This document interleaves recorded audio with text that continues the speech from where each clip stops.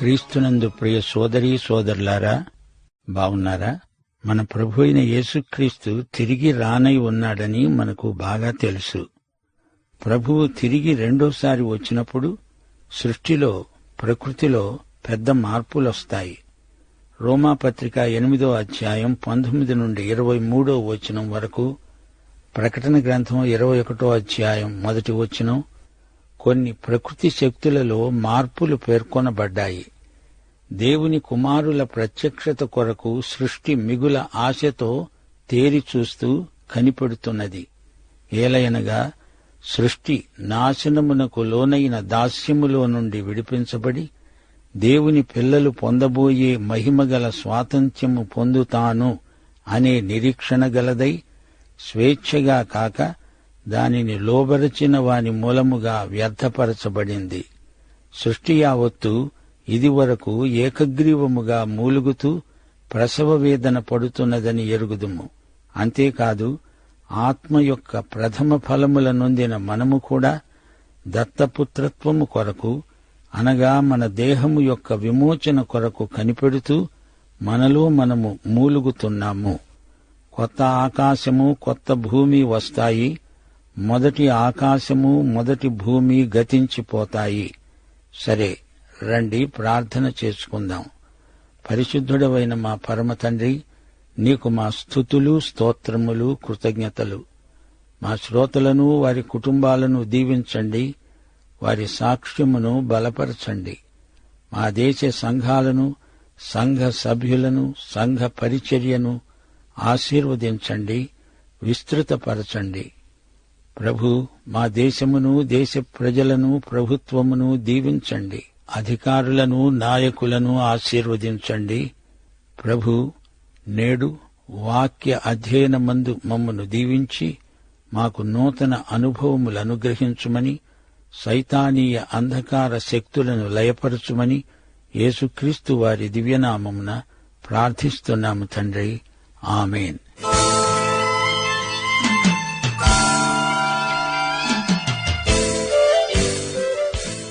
సోదరీ సోదరులారా, ఈ రోజున మనం నిర్గమకాండం ఆరంభించుకోబోతున్నాము. ఇది మోషే రాసిన 2వ గ్రంథం. ఆదికాండం తరువాత నిర్గమకాండం. దానికి దీనికి మధ్య కొన్ని వందల సంవత్సరాలు గడిచాయి. ఈజిప్టులో ఇశ్రాయేలీయులు బానిసత్వంలో మగ్గిపోతున్నారు. ఫరో రాజు నిరంకుశుడు. ఈ గ్రంథంలో మోషే జీవితం, అతని పుట్టుక, అతనికి దేవుడు అప్పగించిన నాయకత్వ బాధ్యతలు, ఇంకా ఎన్నెన్నో వివరాలు వింటాము. ఈజిప్టులో 10 తెగుళ్లు, పస్కా పండుగ సంస్థాపన, ఇశ్రాయేలీయులు ఎర్ర సముద్రం దాటిన వైనం, ఇది నిర్గమకాండం. ఈ గ్రంథంలోని సంఘటనలు జరిగిన కాలం క్రీస్తు పూర్వం 13వ శతాబ్దం మధ్యభాగం. సీనాయి కొండ మీద ధర్మశాస్త్ర ప్రదానం, దేవునికి ఇశ్రాయేలు ప్రజలకు మధ్య నిబంధన. సీనాయి కొండ మీద మోషే దేవుని నుండి ధర్మశాస్త్రాన్ని, విశేషించి దశాజ్ఞలను స్వీకరించాడు. ఇశ్రాయేలు ప్రజలను దాస్యం నుండి నడిపించడానికి దేవుడు ఏర్పరచుకొన్న నాయకుడు మోషే. దేవుడు తన ప్రజలైన ఇశ్రాయేలును ఎంత ప్రేమించాడో ఈ గ్రంథంలో చూడగలం. నిర్గమకాండంలోని ముఖ్యాంశం కొత్త నిబంధనలో కొట్టవచ్చినట్లు కానవస్తుంది. పస్కా పండుగ భావన యేసుక్రీస్తు శిలువ వేతలో సంపూర్ణంగా నెరవేరింది. ఈ గ్రంథంలో ఎన్నెన్నో విశ్వాస సూత్రాలు మనం నేర్చుకుంటాము. నిర్గమనం అంటే వెళ్లిపోవటం, నిష్క్రమించటం అని అర్థం. దీనిని మహాప్రస్థానం అనవచ్చు. దేవుడు చేసిన అనేక అద్భుతాలు ఈ గ్రంథంలో ఉన్నాయి. ఈజిప్టు దాస్యం నుండి దేవుడు ఇశ్రాయేలును బయటికి నడిపించడం గొప్ప అద్భుతం. ఇశ్రాయేలు దేవుని ప్రజలు. ఇశ్రాయేలీయుల చరిత్ర ఆదికాండంలో అబ్రహాముతో ఆరంభమవుతుంది. మోషేను దేవుడు పిలిచాడు. ఇశ్రాయేలీయులను ఈజిప్టు నుండి కనానుకు నడిపించవలసిన నాయకుడు మోషే. ఈ గ్రంథంలో మోషే ప్రధాన కథానాయకుడు. అతడే గ్రంథ రచయిత కూడా. మోషే స్వతహాగా బలహీనుడు.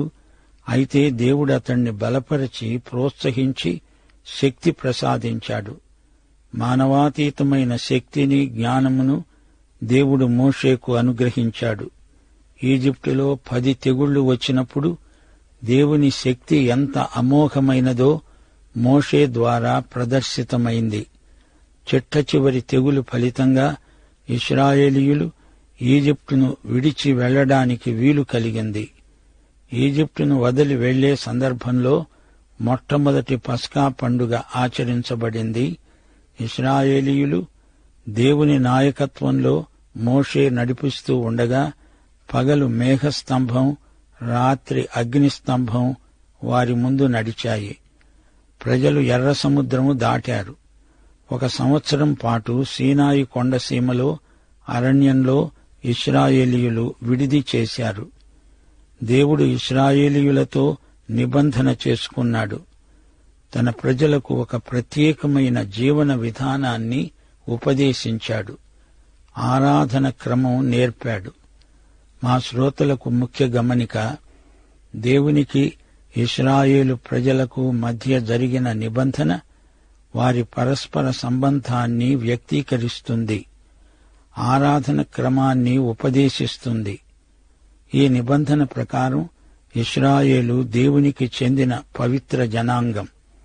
దేవుడు తన ప్రజలకు దశాజ్ఞలిచ్చాడు. యాజకులను అనుగ్రహించాడు. వారికి సాక్ష్యపు గుడారాన్నిచ్చాడు. తాము దేవుని ప్రజలమని చుట్టూరా ఉన్న జాతులకు తెలిసేటట్లు వీరు జీవించాలి. వీరు తమ సాక్ష్యాన్ని నిలుపుకోవాలి. తమ ప్రత్యేకతను కాపాడుకోవాలి. ఈ గ్రంథానికి కీలక పదం విమోచన లేక విడుదల. ఈ గ్రంథంలోని ప్రముఖ వ్యక్తి మోషే. మోషేను నడిపిన దేవుడు. మోషే అహరోను సోదరుడు. ఫరో రాకుమార్తె మోషేను పెంచుకున్నది. ఒక ఈజిప్టు మనిషిని చంపినందుకు భయపడి మిద్యానుకు పారిపోయాడు మోషే. సిప్పోరాను పెళ్లాడాడు. మోషే కొడుకు పేరు గెర్షోము. దేవుడు మోషేను పిలిచాడు. ఇశ్రాయేలును విమోచించడానికి అతణ్ణి సిద్ధపరిచాడు. ఫరో అనుమతించలేదు. దేవుడు 10 తెగుళ్లు పంపాడు. పస్కా సంఘటన వారిని ఈజిప్టు నుండి బయలుదేరదీసింది. మోషే తన ప్రజలను ఎర్ర సముద్రం గుండా నడిపించాడు. మోషే పాడిన విమోచన గీతం భక్తిభావభరితమైంది. బండ నుండి మధుర జలమును రప్పించాడు. అమాలేకీయులను గెలవటానికి చేతులెత్తి ప్రార్థించాడు. న్యాయవాదులను నియమించాడు. సీనాయి కొండపై ధర్మశాస్త్రాన్ని స్వీకరించాడు మోషే. ఇశ్రాయేలుకు ధర్మశాస్త్రాన్ని ప్రకటించాడు. ప్రజలు బంగారు లేగదూడను ఆరాధిస్తుంటే కోపంతో ధర్మశాస్త్రపు పలకలను విసిరి పడేస్తే అవి పగిలిపోయాయి. మోషే దేవుని మహిమను చూచాడు. సాక్ష్యపు గుడార నిర్మాణాన్ని పర్యవేక్షించాడు. అహరోనును యాజకులను సేవకై ప్రత్యేకించాడు. గోత్రాలను లెక్కించాడు. అహరోను మిర్యాము ప్రతిఘటనలను ఎదుర్కొన్నారు. కనానుకు వేగుల వారిని పంపించాడు మోషే. 40 సంవత్సరాలు అరణ్యంలో తన ప్రజలతో తిరిగాడు. కోరహు తిరుగుబాటును ఎదుర్కొన్నాడు. రాయిని కొట్టినందుకు మోషే వాగ్దత్త భూమిలో ప్రవేశించలేకపోయాడు. ప్రజల స్వస్థత కోసం ఇత్తడి సర్పాన్ని పైకెత్తాడు. తనకు వారసుడుగా యెహోషువను నియమించాడు. ధర్మశాస్త్రం మోషే ద్వారా అనుగ్రహించబడింది. పంచగ్రంథాలకు రచయిత మోషే. 90వ కీర్తన అంతా మోషే ప్రార్థనే. ఈ గ్రంథంలో మరో వ్యక్తి కనిపిస్తాడు, అహరోను.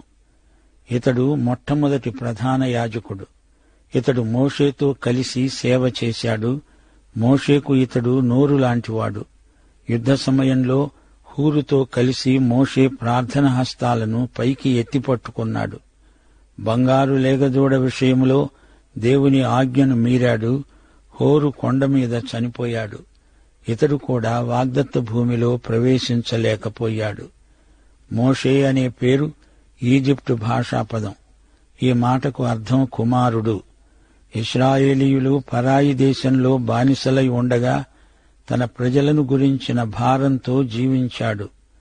ఫరో రాకుమార్తెకు పెంపుడు కొడుకు, సకల భోగభాగ్యములు అనుభవించాడు.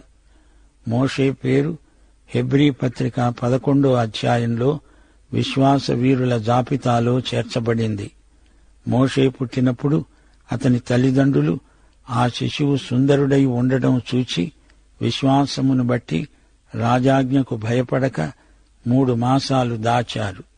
మోషే పెద్దవాడైనప్పుడు విశ్వాసమును బట్టి ఈజిప్టు ధనము కంటే క్రీస్తు విషయమైన నింద గొప్ప భాగ్యమని ఎంచుకొని అల్పకాలము పాపభోగము అనుభవించడం కంటే దేవుని ప్రజలతో శ్రమ అనుభవించడం మేలని యోచించి ఫరో కుమార్తె యొక్క కుమారుణ్ణి అనిపించుకోవడానికి ఒప్పుకోలేదు. ఏలయనగా అతడు ప్రతిఫలముగా కలుగబోయే బహుమానమందు దృష్టి ఉంచాడు.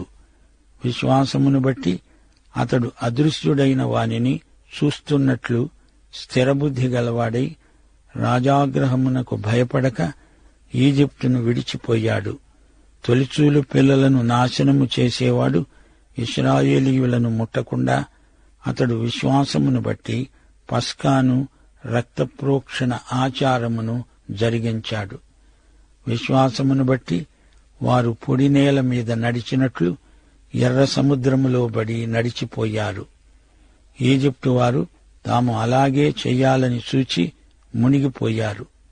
మరో గొప్ప సంఘటన ఈ గ్రంథంలో చూస్తాము. మోషే అరణ్యంలో మండుతున్న పొదను చూచాడు. ఆ పొదలో నుండి దేవుని వాగ్దాన వాక్యం వినిపించింది. అబ్రహాము, ఇస్సాకు, యాకోబుల దేవుడనైన నేను నా ప్రజలైన మిమ్మును కాపాడతాను, నీకు తోడై ఉన్నాను అని దేవుడు అభయమిచ్చాడు. మోషే చేతిలో కర్ర పట్టుకొని ఉన్నాడు. అది పాము. పామును పట్టుకోవడం ప్రమాదకరం. నీ చేతిలోనిది ఏమిటి అని దేవుడు అడిగినప్పుడు అది కర్ర అని మోషే అన్నాడు. ఈజిప్టులో పాములెక్కువ. సీటో అనే సర్పరాజును ఈజిప్టు వారు ఆరాధిస్తారు. మోషే కర్రను కింద పడవేసినప్పుడు అది పాము అని గ్రహించాడు. అనగా మోషే యొక్క విశ్వాసం ఎంతో గొప్పది. ఈజిప్టు వారిని ఎదుర్కొనగలడు. వారు పాములాంటి వారైనా కర్రను పట్టుకున్నట్టు వారితో వ్యవహరించగలడు. మోషేను వ్యతిరేకించిన ఫరో పేరు రెండో రామసెస్. ప్రతిసారి మోషేను ప్రతిఘటిస్తూ వచ్చాడు. మీరు వెళ్ళండి అంటాడు, మళ్లీ వద్దు అంటాడు. ఈజిప్టు దేశంలో 10 తెగుళ్లు వచ్చాయి. ఈ 10 తెగుళ్లు ఫరోతో దేవుడు మాట్లాడిన భాష. ఈ 10 తెగుళ్ల వృత్తాంతం ఇశ్రాయేలు విమోచనకు నాంది వాచకం అని మనం చెప్పవచ్చు. హీబ్రూ ప్రజల ఇంటి గడప కమ్ములకు గొర్రెపిల్ల రక్తం పూసి ఉంటే మరణదూత ఆ ఇంటిని దాటిపోతాడు. అదే పస్కా రక్తం ప్రాణానికి సంకేతం. రక్తం చిందించబడనిదే పాపక్షమాపణ కలగదు. పస్కా పండగ సమయంలో గొర్రెపిల్లను వధించి దాని రక్తం ద్వారబంధానికి, కమ్ములకు పూయటంలో యేసుక్రీస్తు బలియాగానికి ఇది సూచన. ఇశ్రాయేలీయులు దీనిని బట్టి మరణం నుండి విడుదల పొందుతారు. మరణదూత రక్తం లేని ఇండ్లలోని జ్యేష్ఠ కుమారుణ్ణి వధిస్తాడు. ఈ సత్యం నిర్గమకాండంలో ఆకర్షణ కేంద్రం. ఎర్ర సముద్రం దాటటం ఇది చరిత్రాత్మకమైన అద్భుతం. ఈజిప్టు రాజుల రథాలు, కంచు రథాలు. ఈజిప్టు వారికి అంతవరకు ఇనుము, ఉక్కు వినియోగం తెలియదు. మోషే దేవునితో ముఖాముఖిగా మాట్లాడాడు. అప్పుడతని ముఖం ప్రకాశించింది. దేవునితో సహవాసం చేసిన వారి వ్యక్తిత్వం ప్రకాశవంతమవుతుంది అనటానికి ఇది గొప్ప నిదర్శనం. దేవుడు ఇశ్రాయేలు ప్రజలకు మన్నా ఆహారం అనుగ్రహించాడు. మన్నా అనే మాట హీబ్రూ పదం. ఇది ప్రశ్నార్థకం. మన్నా అంటే అదేమిటి అని అర్థం. ఆకాశం నుండి కురిసిన ఈ ఆహారాన్ని చూచి అందరూ ప్రశ్నించారు, అదేమిటి అదేమిటి అని అడిగారు. అందుకే అది మన్నా అయింది. ఈ పదార్థం మధురమైనది. దానితో స్త్రీలు ఏ విధమైన వంటకమైనా చేయవచ్చు. రెఫీదీములో మోషే ఒక పొరపాటు చేశాడు. రాయితో మాట్లాడమంటే దాన్ని కొట్టాడు. ఇందులో మనం నేర్చుకునే పాఠమొకటి ఉంది. దేవుడు మనకిచ్చిన శక్తితో అర్థం లేని ప్రయోగాలు చేయకూడదు. యేసు ప్రభువు సైతాను శోధనలకు జవాబిస్తూ దేవాలయ శిఖరం మీది నుండి దూకమంటే దేవుణ్ణి శోధించకూడదు అని చెప్పాడు. మోషే ఇత్రో సలహా తీసుకుని 70 మంది పెద్దలను నియమించాడు. అలా చేయమని దేవుడు చెప్పలేదు. ఇత్రో సలహా అనేక సమస్యలకు దారితీసింది. మోషేకు పని అప్పగించిన దేవుడు ఆ పనికి చాలినంత శక్తిని అనుగ్రహించడా? ఇందులో మోషేకు మామగారి సానుభూతి అనవసరం. దేవుడు మోషేకు రాతి పలకలిచ్చాడు. వాటి మీద దశాజ్ఞలు చెక్కబడి ఉన్నాయి. దేవుని ప్రజలకు ఇది దేవుని ధర్మశాస్త్రం. అయితే యేసు ప్రభువు ధర్మశాస్త్ర సారాన్ని తన రక్తంతో మన హృదయాల మీద రాశాడు. ధర్మశాస్త్రాన్ని నెరవేర్చిన యేసుక్రీస్తు దాని సారాన్ని అంతర్గతంలో మన జీవితాలలో అమలుపరుస్తున్నాడు. దశాజ్ఞలు యూదులకు క్రైస్తవులకు కూడా ఎంతో అమూల్యమైనవి. యూదుల పండగలు ఈ గ్రంథంలో కొన్ని ప్రస్తావించబడ్డాయి. పులియని రొట్టెల పండగ, పస్కా పండగతో కలిపి చేస్తారు. ఈ 2 పండగలు ఇశ్రాయేలు నిర్గమనాన్ని సూచిస్తాయి. ప్రథమ ఫలముల పండుగ ఇది పస్కా పండుగ తరువాత 50 రోజులకు వస్తుంది. అప్పుడు ప్రథమ ఫలాలు తెస్తారు. సీనాయి కొండ మీద దేవుడనుగ్రహించిన ధర్మశాస్త్రాన్ని పురస్కరించుకొని ఈ పండగ చేస్తారు. మరో పండగ ఉంది, పర్ణశాలల పండగ. ద్రాక్ష పంట కోసిన తరువాత ఈ పండుగ వస్తుంది. ఆ సమయంలో ప్రజలు తోటల్లోనే ఉంటారు, పర్ణశాలల్లో నివసిస్తారు. వీరు చరిత్రలో జరిగిన అరణ్య ప్రయాణాన్ని జ్ఞాపకం చేసుకుంటారు. పండగలన్నీ యేసు ప్రభువునందే నెరవేరాయి. నిర్గమకాండంలోని బలులు మనకెన్నో ఆధ్యాత్మిక పాఠాలు నేర్పుతాయి. బలిపశువు రక్తం దేవుని నిబంధనను స్థిరపరుస్తుంది. రక్తాన్ని బలిపీఠం మీద ప్రోక్షిస్తారు. ఇశ్రాయేలు ప్రజకు దేవునికి మధ్య ఇది రక్త నిబంధన. యెహోవా మందసం గుడారంలోని ఆకర్షణీయమైన వస్తువు. ఈ మందసంలో దశాజ్ఞల పలకలున్నాయి. ఇది కరుణాపీఠం. ఇది దేవుని సన్నిధిని జ్ఞాపకం చేస్తుంది.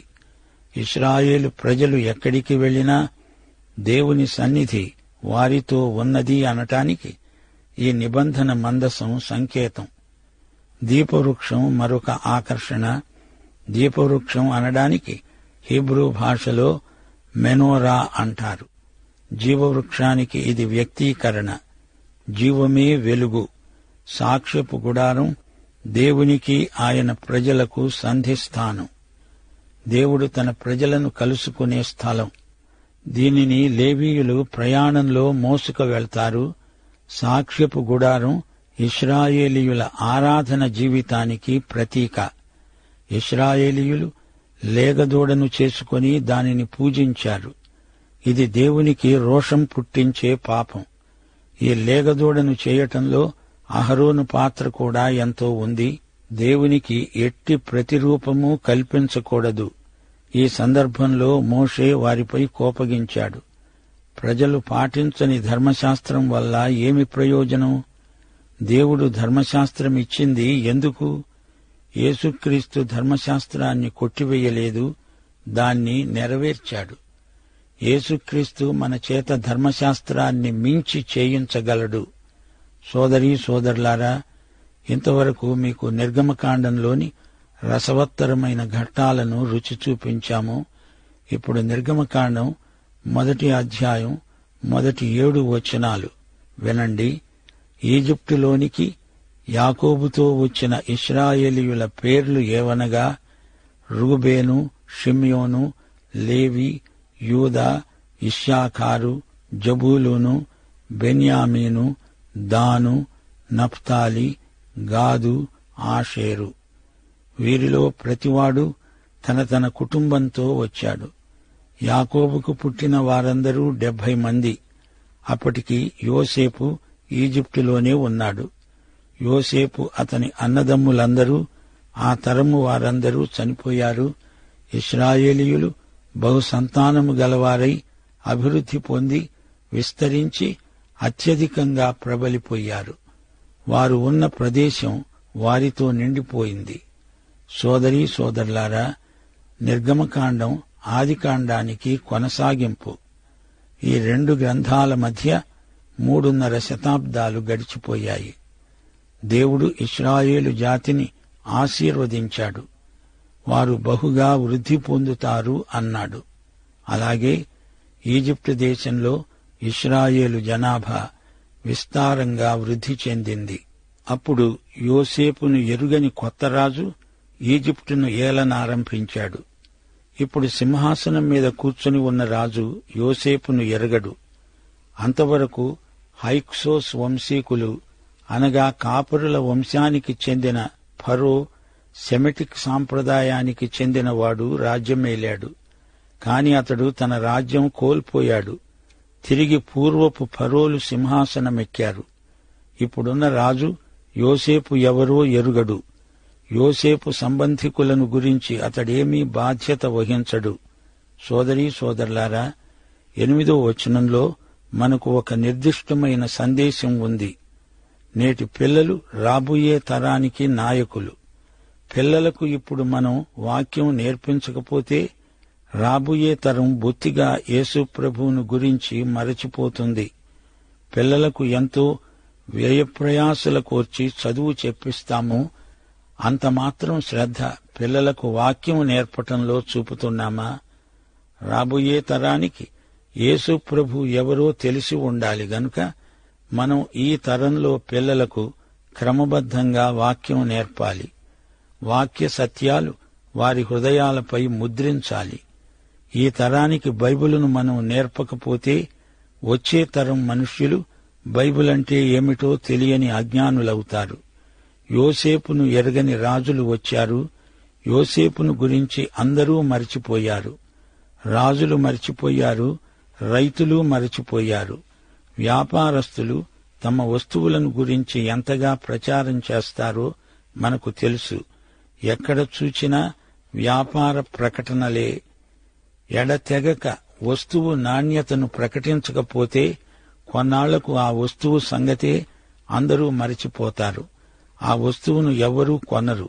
ఇక్కడ చూడండి, ఈజిప్టులో రాజ్యమేలుతున్న ఫరోకు యోసేపు ఎవరో తెలియదట. కొత్త తరం మనుషుల్లో యేసుక్రీస్తును బొత్తిగా ఎరగని వారు కొందరుంటారు. వెనకటి సంగతులు వారికి తెలియవు, ఎవరూ చెప్పలేదు. అందుకే రోమాపత్రికలో 10వ అధ్యాయం 14వ వచనంలో పౌలంటున్నాడు, వినని వానిని వారు ఎలా విశ్వసిస్తారు? ప్రకటించేవాడు లేకుండా వారు ఎలా వింటారు? ప్రకటించేవారు పంపబడని ఎడల ఎలా ప్రకటిస్తారు? ఉత్తమమైన వాటిని గూర్చిన సువార్త ప్రకటించేవారి పాదాలు ఎంతో సుందరమైనవి, ఎంత చక్కని హితవు. అందుచేత రాబోయే తరం గత తరంలోని సంగతులను తెలుసుకుని ఉండాలి. యోసేపు ఎవరో గత తరానికి తెలుసు. అతడు గొప్ప మేధావి, జ్ఞాని, పరిపాలకుడు, రాజనీతి తెలిసినవాడు. ప్రజా సంక్షేమం కోసం ముందు చూపుతో గొప్ప ప్రణాళికలు రూపొందించిన ఉత్తమ శ్రేణి నాయకుడు. కాని ఆ తరం గతించింది. ఇప్పుడు కొత్త తరం వచ్చింది. ప్రస్తుత తరం వారికి యోసేపు ఎవరో బొత్తిగా తెలియదు. అంతకు ముందున్న ఫరోకు ఇశ్రాయేలీయులంటే ఎంతో అభిమానం. కాని ఇప్పటి ఫరో యోసేపును ఎరుగనే ఎరుగడు. ఫరో తన జనులతో అన్నాడు, ఇదిగో, ఇశ్రాయేలు సంతతి వారైన ఈ జనం మనకంటే విస్తారముగా బలిష్టంగా ఉన్నది. వారు విస్తరించకుండా మనం వారి ఎడల యుక్తిగా జరిగించాలి. రండి, లేని ఎడల యుద్ధాలు సంభవించినప్పుడు వీరు మన శత్రువులతో చేరి మనకు విరోధముగా యుద్ధం చేసి ఈ దేశంలో నుండి వెళ్లిపోతారేమో. రాజుగారికి ఇదే భయం పట్టుకున్నది.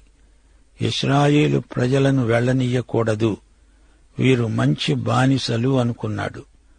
ఫరోకు వీరిని గురించి అనుమానం కలిగితే వారిని పంపించి వేయడం రాజనీతి అనిపించుకుంటుంది. కాని ఇదెక్కడి తెలివి?